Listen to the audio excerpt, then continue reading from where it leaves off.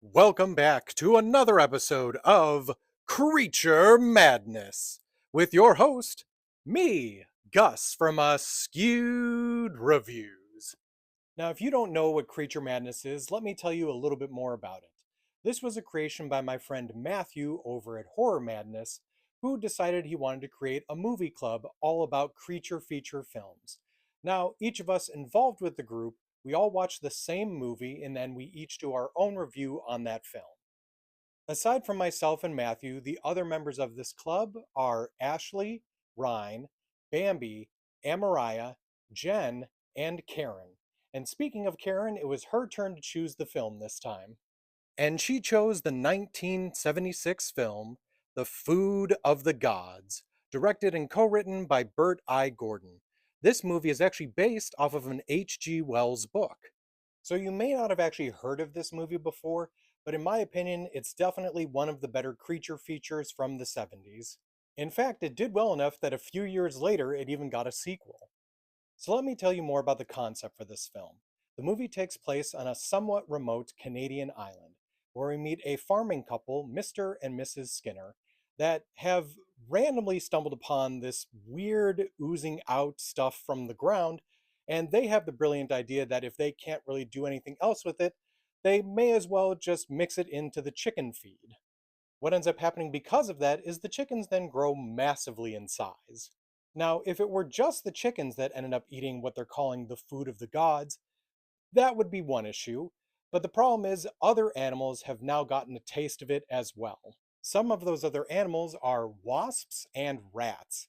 And of course, there are bunches of these all over the island, so it becomes a huge issue for everyone there. We then meet our main character of Morgan, who is on the island hunting with a few of his friends. And one of his friends ends up getting attacked by one of these massive wasps. So they take his body back to shore, but because he's worried about what's happening here, Morgan and his friend Brian come back to try to see if they can stop what's happening or potentially get everyone to get out of there. So, can the remaining survivors on this island manage to make it off without having to deal with all of these armies of extraordinarily large creatures? This, in my opinion, is honestly a really fun movie to watch. It is definitely ridiculous at times, but you really have to appreciate what they did at the time for their special effects and everything. Like, obviously, the big rats that are climbing on things, they're using little miniature props of like an RV or a house. But honestly, I still really appreciate what they did, and I liked it a lot. In fact, there's even one scene that made me laugh so hard. Let me show you what it looked like.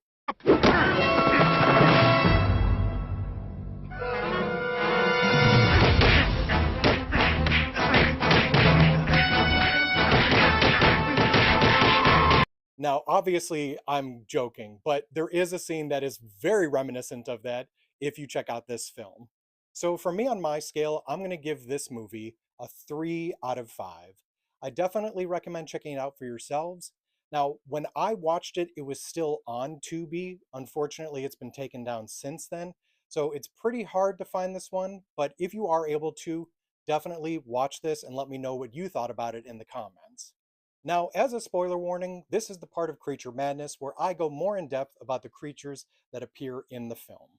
Obviously, the first one I need to mention is this giant rooster, which was so funny and such a ridiculous scene, but it is well worth it.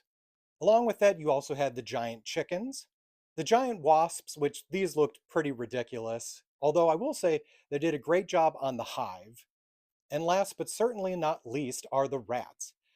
Like I said, I enjoyed this look of them crawling over things, even though they were obviously just regular sized rats. But it looked pretty cool in my opinion. I also really enjoyed how in these close up shots they had the animatronic heads that looked great in my own opinion. So I hope you enjoyed my review for The Food of the Gods. And if you'd like to see what everyone else in the group did for their reviews, just look up the hashtag Creature Madness.